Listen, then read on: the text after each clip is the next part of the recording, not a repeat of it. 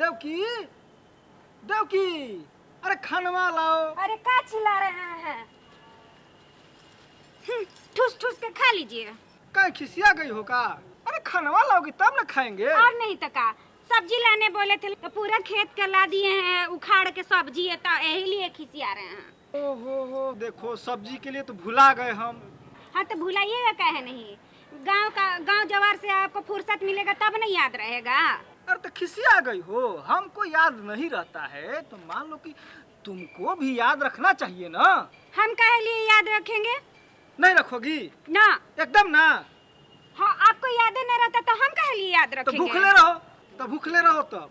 हाँ तो जैसे रखिएगा वैसा ही रहेंगे। अरे अच्छा ठीक है भाई, ठीक है। एक काम करो, तो हम जा रहे हैं सब्जी लेने के, लेकर आएंगे तो बनाना तुम खाना। जा रहे हैं सब्जी लेने के लिए। आइएगा काहे लिए? आप जाइएगा गाँव का प्रधानी न करने। आपको ग्राम पंचायत का विकास का ठेका जले रखे हैं। अरे बाप रे, देखो हाँ हमको याद है पंचायत से तुम विकास की बात कर रही हो, तो विकास के लिए ग्राम में कैसे विकास होता है गांव घर में, इसके लिए वहाँ पर एगो पूर्व मुखिया क्या नाम है, मंदाकिनी जी आ रही है, तो वहीं पर तो जा रहे थे तो सब्जी भुला गए लेने के लिए।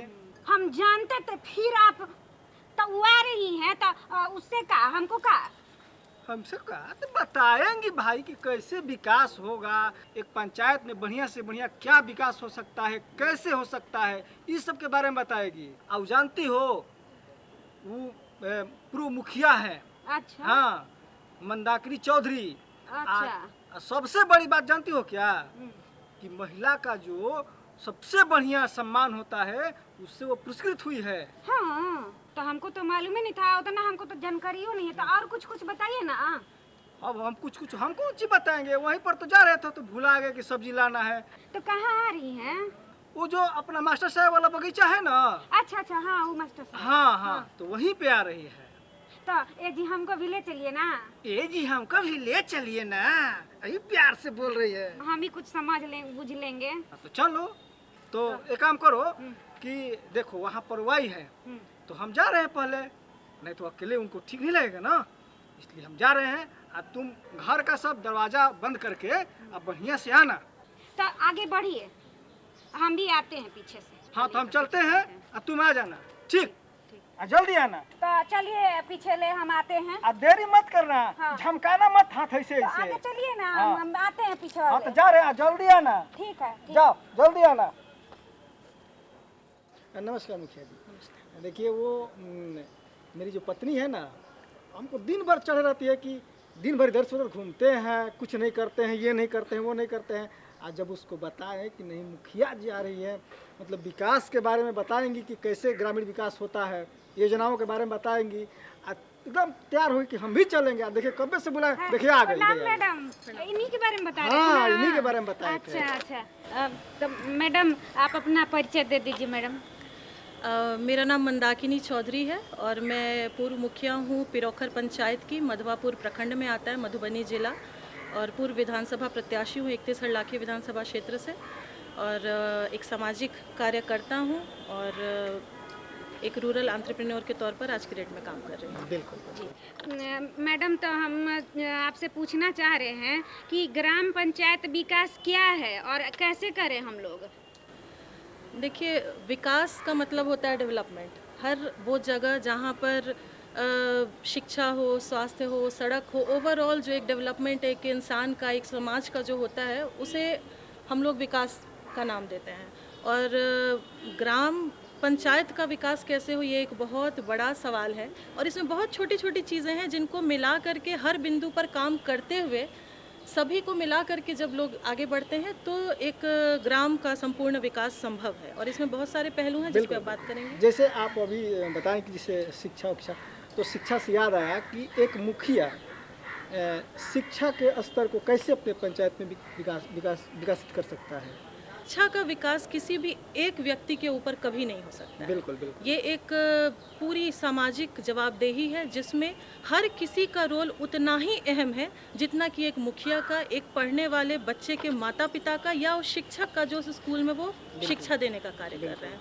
तो एक समुचित जो है वो कंट्रीब्यूशन रिक्वायर्ड है, तभी शिक्षा पे सही मायने में विकास का काम हो सकता है। हाँ, एक मुखिया जो कि पंचायत का प्रथम नागरिक होता है, उसकी जवाबदेही कहीं ना कहीं ज़रूर बड़ी होती है कि वो कैसे एक सामंजस्य बैठा के स्कूल और अभिभावकों के बीच में बच्चों को प्रोत्साहित करके जो उसके स्कूल का अटेंडेंस है उस पर वो वर्क कर सकता है कि कैसे ज़्यादा से ज़्यादा बच्चे हमारे स्कूल तक पहुँचे। एक ओवरऑल अवेयरनेस का काम कर सकता है, अभिभावकों के बीच में बैठ करके उन्हें मोटिवेट कर सकता है कि क्यों स्कूल ज़रूरी है उनके बच्चों के लिए। और साथ ही साथ गवर्नमेंट के द्वारा क्या क्या रिसोर्सेज हैं, जैसे हमारे स्मार्ट क्लासेस हैं, हमारे इतना अच्छा इंफ्रास्ट्रक्चर गांव में मिल रहा है, विद्यालय हैं, पढ़ाने के लिए शिक्षक हैं, हर एक चीज़ की व्यवस्था है। तो इन सभी के बीच में एक तालमेल बैठा के, सामंजस्य बैठा के ओवरऑल उसका अपना एक इनपुट होना चाहिए जिससे कि शिक्षा का विकास हो सके। जैसे मुखिया जी की अभी ग्रामीण में देखा जाता है, गांव घर में अक्सर कि छोटी छोटी बातों पर लोग अक्सर आनाकानी करके हम केस करने चल दिए, तो हमने ये करने चल दिए, तो इसको मतलब कि कैसे मुखिया जी लोग रोक सकते हैं? देखिए, ये तो गांव की आत्मा ही है। गांव के लोग ऐसे ही भोले भाले नहीं कहे जाते, बहुत कैलकुलेट करके नाप तोल के वो काम नहीं करते, जो है उनकी ज़बान पे ही है। जी जी। जब मैं एक मुखिया के तर्ज पर जो मेरा योगदान रहा था 16 से 21 में, जब मैं गांव में काम कर रही थी, तो बहुत सारे अनुभव मैंने प्राप्त किए। ऐसा नहीं है कि कोई इंटेंशनली किसी के पीछे पड़ता है। जैसे मैंने बोला, बहुत भोले भाले होते हैं तो हर एक चीज़ में थाना उनके ज़बान पे ही रहता है। जी। या हर एक चीज़ में एक होता है कि देख लेंगे तो देख लेंगे, लेकिन असल मायने में अगर आप ज़मीन पर उतर के उन्हें समझा करके, उन्हें बता करके, कॉन्फिडेंस में ले करके अगर विकास पे काम करेंगे तो उनका आपको पूरा सहयोग मिलता है। जी। अगर कोई भी झगड़ा या विवाद गांव में होता है तो वो बहुत गहरे विवाद में न कन्वर्ट हो जाए, इसमें एक मुखिया का रोल बहुत अहम होता है। ऐसे तो लीगल इश्यूज़ को देखने के लिए गांव में सरपंच, जैसे हमारे बिहार में सरपंच और मुखिया अलग अलग हैं। दूसरे राज्य में जाएंगे तो मुखिया को ही प्रधान या सरपंच का ओहदा दिया जाता है, लेकिन हमारे यहाँ बिल्कुल इसको अलग किया गया है। लेकिन एक मुखिया का रोल बहुत अहम हो जाता है कि आप विवादों को ग्रामीण स्तर पर ही सुलझा दें, जिससे कि केस तक की नौबत ना आए, क्योंकि दिहाड़ी मजदूर ज़्यादा होते हैं वहाँ। अगर वो केस लड़ने जाएंगे तो उसमें समय और पैसे दोनों का नुकसान होता है, जो अंततः उसके परिवार को ही झेलना पड़ता है। तो अगर मैं ये मंशा लेके गांव की मुखिया बनी, मुझे लोगों ने अवसर दिया कि मुझे विकास करना है, तो कहीं ना कहीं इन सब चीज़ों को तो कम करना पड़ता ही, और ये मेरी नैतिक जवाबदेही भी थी। तो इस वजह से मैंने कोशिश की कि झगड़े और विवाद घर तक ही सुलझ जाएं, अपने ग्राम पंचायत वार्ड तक ही सुलझ जाएं। तो उसका असर देखने के लिए भी मिला। जो रजिस्टर्ड केसेस की संख्या थी वो मेरे पंचायत के कार्यकाल के दौरान पर पहले के मुकाबले काफ़ी हद तक गिरी। विकास के नाम से याद है कि जैसे कई बार ऐसा होता है अक्सर कि कोई योजना पास हुई, जैसे नाली बनाना है या सड़क बनाना है या गली बनाना है, तो उसमें ऐसा नहीं कि हमें विकास करना है तो भाई ये हमें बना रहे हैं तो सुंदर रूप से बन ही गया। उसमें कई बाधाएं भी आ सकती है, और कई बाधाएं आती हैं, जैसे ग्रामीणों की तरफ से बाधाएं आ जाती है कि नहीं, ये मेरे ज़मीन में नहीं बनेगा, ये मेरे ओर नहीं बनेगा। तो इस समस्या से एक मुखिया जी को कैसे सुलझना चाहिए? देखिए, ये बात आप बिल्कुल सही बोल रहे हैं कि जब भी कंस्ट्रक्शन के किसी भी काम में एक मुखिया पड़ता है, और चाहे वह सड़क या नाले पक्कीकरण की बात होती है, तो ये परेशानी आती है। मुझे भी आई थी, ऐसा मैं नहीं कहूँगी कि मुझे परेशानियाँ नहीं आई, परेशानी होती हैं, आती हैं, लेकिन अगर आप बैठ करके उन्हें समझाएंगे, क्योंकि गांव में क्या है ना कि पगडंडियाँ होती हैं, बहुत पतली पतली गलियाँ होती हैं। जैसे मेरे ही अगर मैं एक एग्जांपल के तौर पे कहूँ तो मेरे अपने गांव में पंचायत में वार्ड नंबर 9 है, तो उसमें घर के ऊपर घर हैं, और घर का जो दरवाज़ा है वो बिल्कुल 2 फीट या 2.5 फीट पतली सी जो गली है वो उनका दरवाज़ा है। उसमें बेटियों की शादी का भोज भी हो जाता है, और मतलब बच्चे उनके वहीं खेलते हैं, बड़े होते हैं, इस तरीके से। और जो आज़ादी के बाद से अब तक उस पर कभी पक्कीकरण की कोई योजना नहीं चली थी, वो मिट्टी का ही था। बिल्कुल। तो जब मुझे उस पे काम करना था तो स्वाभाविक तौर है कि पहले तो कॉन्फिडेंस में लेना होता है लोगों को, क्योंकि उनके आपके लिए जो सड़क है या नाली है या पक्कीकरण है वो उनके लिए उनका दरवाज़ा है, दलान है, जहाँ पे उनके छोटे बड़े सारे आयोजन होते हैं। बिल्कुल बिल्कुल। तो जब उनको ये समझ में आया कि नहीं, अगर ये पक्कीकरण हो जाता है तो यहाँ कीचड़ नहीं लगेगा, हमारे बड़े बुजुर्ग बच्चे वहाँ खेल सकते हैं, गर्मी में चादर बिछा के सो सकते हैं, तो उनका एक एक्सटेंशन होगा। तो ये कॉन्फिडेंस में अगर आप ले करके काम करेंगे तो वो खुद ब खुद आपको रास्ता देते चले जाएंगे। बिल्कुल बिल्कुल। तो मैम ये बोल रहे थे कि हम लोग का ग्राम पंचायत के जो विकास के लिए किन किन चीज़ों को करना जरूरी होता है। देखिए, ग्राम पंचायत के विकास के लिए एक मुखिया का जो मेरा अनुभव रहा है, मुझे ऐसा लगता है कि ग्राम सभा को बहुत सशक्त होना चाहिए। ग्राम सभा करना है, हर एक पंचायत में करना है, जिसमें ग्रामीणों की भागीदारी बहुत अहम होती है। जी। लेकिन इसको उतने अच्छे तरीके से हमारे पंचायतों में इम्प्लीमेंट नहीं किया जा सका है अभी तक। जब मैं मुखिया बनी तो मैंने कोशिश की कि मेरे पंचायतों में जो ग्राम सभाएं हैं वो बहुत सुनियोजित तरीके से हों, उसमें ज़्यादा से ज़्यादा ग्रामीणों का पार्टिसिपेशन हो, महिलाओं का पार्टिसिपेशन हो, और आमने सामने आप रूबरू होकर के उनकी समस्या सुन सकें। क्योंकि पंचायत का विकास करने के लिए आपको योजनाओं पे काम करना होगा। अब अगर कोई भी, जैसे मैं इलेक्शन जीती और मैं आई और मैंने सोच लिया मुझे ये काम करना है, तो ये तरीका गलत है। अगर आप विकास चाहते हैं तो आप ग्राम सभा के माध्यम से लोगों की परेशानी सुनिए और उसमें से सिलेक्ट कीजिए कि प्रायोरिटी डिसाइड करके कि मेरे पंचायत में मैक्सिमम क्या चीज़ की डिमांड है, और तब ये डिसाइड कीजिए कि सरकार से जो मुझे रिसोर्सेज मिल रहे हैं उसे मैं उन योजनाओं की पूर्ति के लिए कैसे यूटिलाइज कर सकती हूँ। और तब आप अपना जो एक GPDP जो पूरा प्लानिंग होता है पंचायत के डेवलपमेंट से रिलेटेड, उसको आप एक आकार दीजिए और उस पे काम कीजिए। तो मेरे ख्याल से ज़्यादा अच्छे तरीके से एक गांव का, पंचायत का विकास संभव हो पाएगा। मैम हम लोगों के लिए, महिलाओं के लिए स्वरोजगारी इसमें कोई है क्या? हाँ हाँ गाँव मुखिया में? जी पहले इसको बताइए, कहाँ से कि कह रही थी कि हम लोग करना कौन सी नेता चाहते कर हैं, रहे तो हैं, कौन कैसे सी घूम होगा? रहे हैं, तो देखिए, इसको बताइए पहले। हमारे गांव की, समाज की महिलाएं अपने आप में बहुत सशक्त हैं, उन्हें एम्पावरमेंट की ज़रूरत नहीं है। अगर आप समझ जाएंगी तो शक्ति तो आपके अंदर ही है।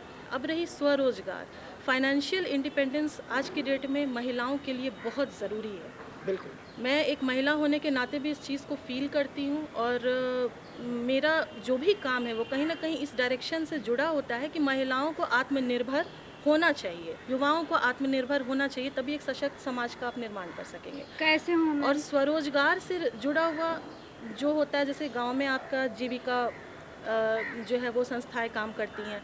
जब मैं मुखिया थी तो मैंने ग्रामीण महिला स्वरोजगार केंद्र की स्थापना की, जिसमें जो महिला जिस चीज़ में अच्छी है, जैसे बहुत सारी महिलाएं थी जो सिलाई कढ़ाई में बहुत निपुण थी, तो अब आप अपने घर में एक एक मशीन चला रहे हैं या नहीं भी चला पा रहे हैं, आपके पास एक प्लेटफॉर्म नहीं है जहाँ पे आपको एक बड़ा ऑर्डर मिल सके, जहाँ पे आप कुछ काम कर सके। जैसे कोरोना जब आया तो मैंने इस बात को फील किया कि हम जो बाहर से मास्क खरीद रहे हैं या कुछ कर रहे हैं, तो क्यों ना हम इन महिलाओं को प्रोत्साहित करके, जैसे सरकार की योजना थी कि हमें परचेस करना है, मास्क का एक कॉस्ट था, तो मैंने वो सारा चीज़ जो है वो गांव की महिलाओं को स्वरोजगार से जोड़ते हुए उनसे बनवाए और वो पेमेंट आश्वस्त किया कि मेरे पंचायत से उन सारी महिलाओं को मिले। तो इसमें एक अंदर से उनके मनोबल भी जगा कि अच्छा ऐसा भी हो सकता है। तो आज वो महिलाएं मास्क बना रही हैं, कपड़े सिल रही हैं, उन्हें ऑर्डर्स मिल रहे हैं। तो इस तरीके से जो जिसमें निपुण है उस चीज़ को प्रमोट करते हुए हम लोग स्वरोजगार से जोड़ सकते हैं। मैम तो इसमें कैसे जुड़े हम? आप अगर मेरे पंचायत में होती तो स्वरोजगार केंद्र से जुड़ सकती थी, और नहीं तो जो पंचायत के अधीन जो जीविका की दीदियां काम करती हैं, जहाँ पे आप अपने लिए जो अपना स्वरोजगार है उससे जुड़ा हुआ पापड़ बनाने का काम हो, या जिसमें आपको मन लगता है आप वो काम कर सकती हैं। इसमें आपको सरकार के द्वारा भी मदद प्राप्त होगी, और अगर आपके मुखिया जी स्वरोजगार पे काम कर रहे हैं तो आप उनसे जुड़ करके भी लाभ प्राप्त कर सकती हैं। कब से मेरे मन में एक प्रश्न चल रहा है, जी बताइए। और इसको तो एकदम पूछेंगे ही, जान लीजिए। हम सुने हैं आपके बारे में कि आपको महिला के सबसे अच्छे सम्मान से सम्मानित किया गया है, तो हम वो चीज़ जानना चाहेंगे आपके मुखारबिंद से कि वो कौन सा चीज़ था, कौन सा कार्य था जिससे आकर्षित होकर ये सम्मान आपको मिला। देखिए, आप जिस किसी भी फील्ड में हैं, जी अगर आप निस्वार्थ भाव से, निरंतरता से जी उसमें अपना कंट्रीब्यूशन देते हैं तो समाज में एक चेंज आपको नज़र आता है। बिल्कुल और जब आप समाज में चेंज बनते हैं तो कहीं ना कहीं सरकार भी इस चीज़ को देखती है देखती और है, उसको बिल्कुल। प्रोत्साहित करती है। बिल्कुल बिल्कुल तो जब मैं ग्रामीण सेगमेंट में काम कर रही थी, मुखिया बनने से पहले से ही, मुखिया मैं 2016 में बनी, लेकिन 2010 से ही मैं एक वर्मी कंपोस्ट इकाई वहाँ चला रही थी, जो बहुत छोटे स्तर पे, मैं ये नहीं कहूँगी बहुत बड़े स्तर पे, लेकिन 30,000 की लागत से मैंने शुरू किया था और वो धीरे धीरे स्टेट लेवल तक पहुँचा। वाह तो ये सारी चीज़ें हैं, कहीं ना कहीं मैंने एम्प्लॉयमेंट जनरेट किया, तो एक वुमेन एंटरप्रेन्योर के तौर पर काम किया, कई सारे परिवारों को रोज़गार से जोड़ा, लगभग दर्जनों घर थे जिन्हें रोज़गार मिला उस यूनिट में काम करते। और लोगों ने मुझे मतलब सपोर्ट किया जब वो उन्हें लगा कि नहीं, इस योजना से उनके गांव से दूसरा गांव जुड़ेगा, साधन खुलेंगे, तो उनका भी बहुत सपोर्ट मिला। तो कहीं ना कहीं एक चेंज मिला। तो इसी सब को देखते हुए मुझे सिलेक्ट किया गया था वुमेन लीडरशिप अवार्ड के लिए। जी।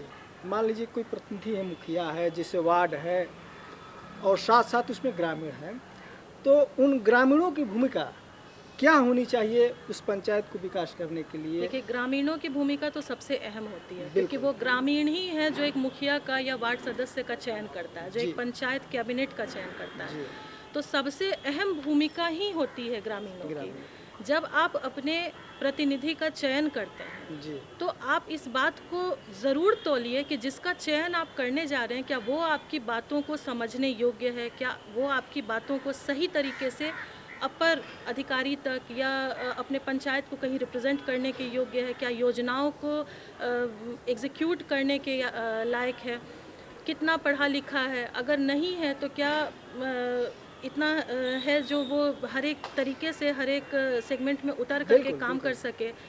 तो ये सारी चीज़ें अहम भूमिका। चुनाव आपका प्रथम होता है, जी तो सही इंडिविजुअल को पहले चुन के आना चाहिए।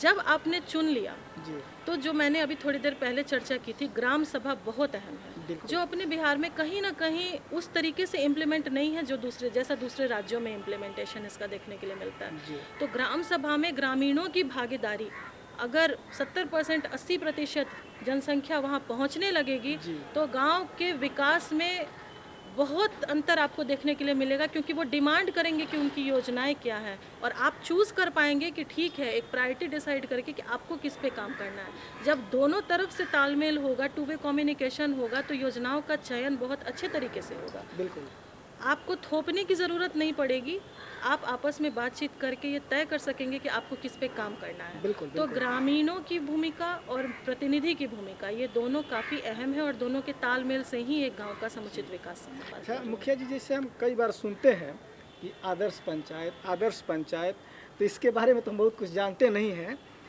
लेकिन इतना ज़रूर जानते हैं कि आदर्श पंचायत हो जाने के बाद कुछ स्पेशल उसके लिए विकास का योजना आता है, कुछ स्पेशल अनुदान आता है, तो वो आदर्श पंचायत बनाने के लिए एक प्रतिनिधि की प्रतिनिधि भूमिका बहुत और अहम होती क्या है। होनी चाहिए? देखिए, आदर्श पंचायत मतलब हर एक सुख सुविधा से लिप्त, जी, ये मैं बोलूँगी। जी, जी। उसमें किसी तरह की कोई कमी ना हो, हर तरीके के भवन हो, बच्चों की पढ़ने की उचित व्यवस्था हो, जी। न्याय प्रणाली उचित हो। जी जितनी भी चीज़ों के लिए एक ग्रामीण को पंचायत से बाहर जाना पड़ता है, वो सबकी व्यवस्था, उसका समाधान, हर एक चीज़ जी वो उस पंचायत में हो जाए। जी तो आदर्श पंचायत एक दिन की प्रक्रिया तो है नहीं। बिल्कुल बिल्कुल आदर्श पंचायत बनाने के लिए बहुत ही डीप इनसाइड उतर के काम करने की आवश्यकता है। हर एक बिंदु पर, कृषि पर हो, शिक्षा पर हो, स्वास्थ्य पर हो, सड़क पर हो, समाधान पर हो, रोजगार पर हो, जब हर एक बिंदु पर एक प्रतिनिधि जो है वो उतर करके ग्रामीणों की मदद से, तालमेल से काम करेगा, तो धीरे धीरे योजनाएं सुचारू रूप से और सही तरीके से इम्प्लीमेंट होंगी। और अगर योजनाएं सही तरीके से इम्प्लीमेंट होंगी तो वो पंचायत आगे चल के एक आदर्श पंचायत निश्चित तौर पर बनेगी। बिल्कुल बिल्कुल मैम, आप तो बहुत अच्छी अच्छी बातें बता रही हैं और हमारे दर्शकों के लिए भी कुछ संदेश दे दीजिए, कुछ मैसेज दे दीजिए। बहुत सारी योजनाएं हैं जो केंद्र सरकार, राज्य सरकार मिल करके हमारे पंचायतों के लिए चला रही हैं। आप उन सभी योजनाओं का लाभ ले सकते हैं। किसी भी तरीके की जानकारी के लिए आप अपने पंचायत में क्या योजनाएं चल रही हैं वो ई ग्राम स्वराज के पोर्टल पर जा करके बिल्कुल ट्रांसपेरेंट तौर पे देख सकते हैं कि आपके पंचायत में कौन सी योजनाएं चल रही हैं, कितने हद तक पूरी हो चुकी हैं और क्या किया जा रहा है। तो बहुत ट्रांसपेरेंसी मेंटेन की जा रही है गवर्नमेंट की तरफ से। तो मैं जो जनता है उससे भी ये अपील करूँगी कि जागरूक रहें, अपने प्रतिनिधि का चुनाव बेहतर से बेहतर तरीके से करें और दोनों तरफ से सामंजस्य बैठा करके काम करें। तो आप आई और इतनी कम समय में इतनी बड़ी बड़ी जानकारी आप दी कि मतलब कि इतना अच्छा लगा, इसके लिए आपको बहुत बहुत धन्यवाद। बहुत बहुत धन्यवाद मैम।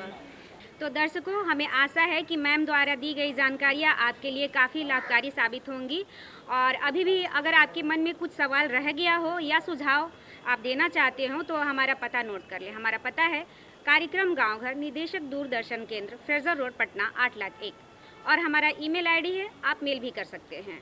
हमारा ईमेल आईडी है directorddkpatna@gmail.com। तो दर्शक बंधुओं, फिर मिलेंगे हम अगले अंक में एक नए विषय के साथ। तब तक के लिए नमस्कार और आपको छोड़े चलते हैं इस प्यारे से लोकगीत के साथ। नमस्कार। लागेल चोर गोरा, लागेल चोर गोरा,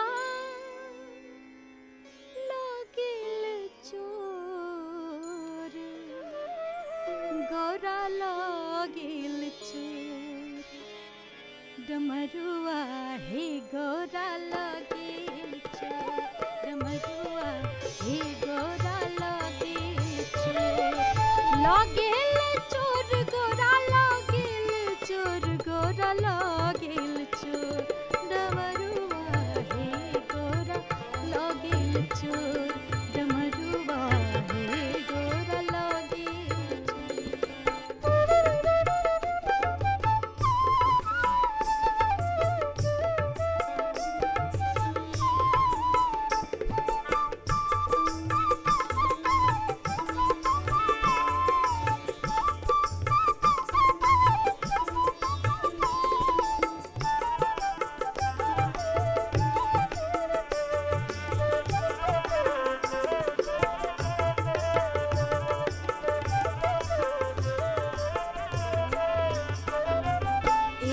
बात कहब ई शंकाए छुमार, एक बात कहब ई शंकाए छुमार, एक बात कहब ई शंकाए छुमार, तोर बाप डमरू, तोर बाप डमरू चुरा लेलन मोर गोरा, लागेल चोर डमरुआ हे गोरा, लागेल चोर डमरुआ हे गोरा, लागेल चोर।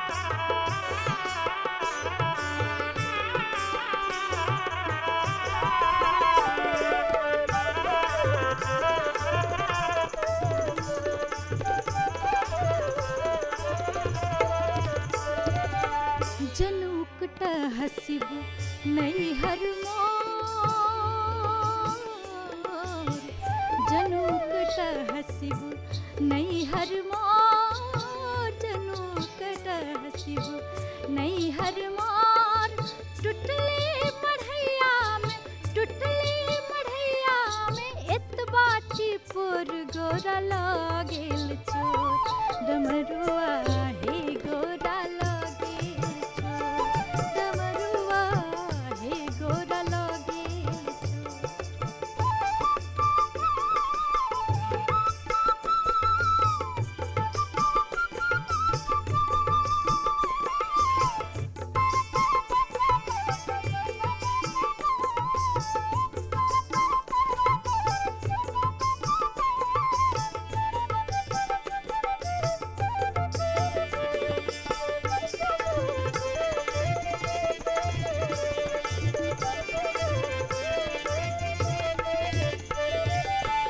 उकटब हे गोरी नहीं हर तोर, उकटब हे गोरी नहीं हर तोर, उकटब हे गोरी नहीं हर तोर, तोर बाप डम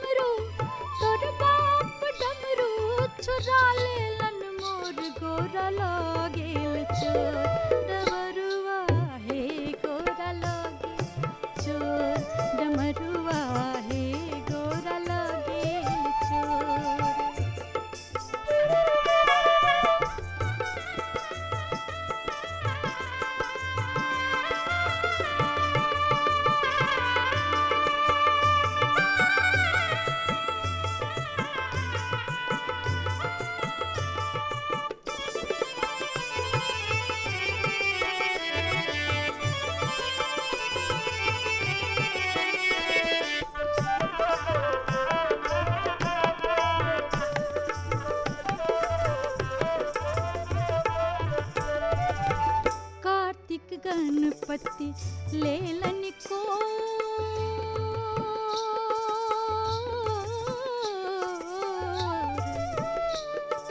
कार्तिक गणपति लेलन कोर कार्तिक गणपति लेलन कोर चलले भवानी भवानी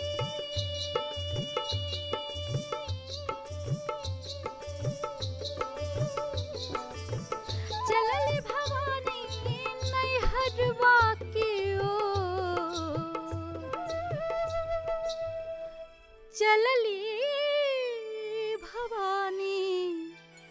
चलले भवानी नैहरवा की ओर गोरा लागिल चोर डमरुआ हे गो